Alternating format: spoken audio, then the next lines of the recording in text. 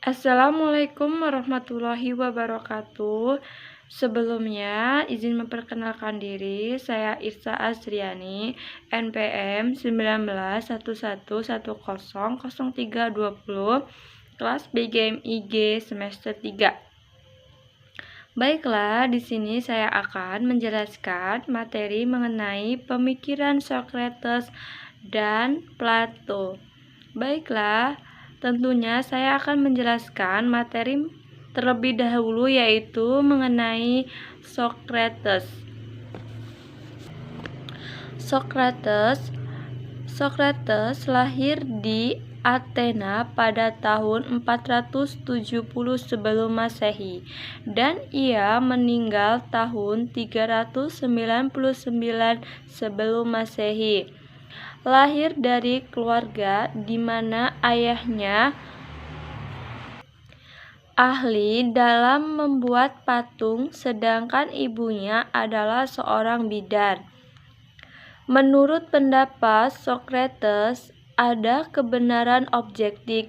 Socrates menggunakan metode tertentu. Metode yang digunakan Socrates biasanya disebut dialektika.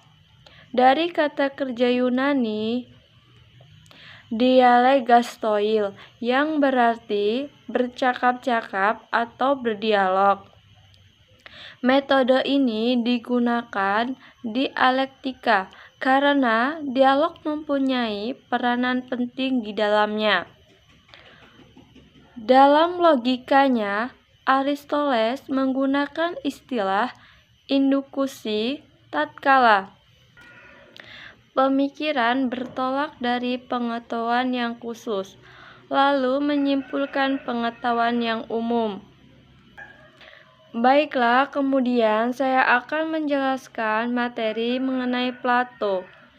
Plato itu sendiri dilahirkan sekitar tahun 428 atau 427 sebelum Masehi di Athena dan meninggal di sana pada tahun 347 sebelum Masehi dalam usia 80 tahun. Dia berasal dari keluarga bangsawan. Salon abad ke-6 sebelum Masehi atau sang pemberi hukum kepada Athena adalah salah satu kakek dari sisi ibunya.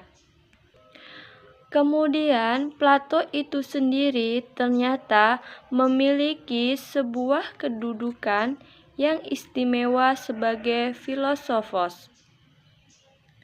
Dan berkat masa tradisi salinan tangan Bizantium, kita dapat merasakan karya-karya Plato sampai saat ini.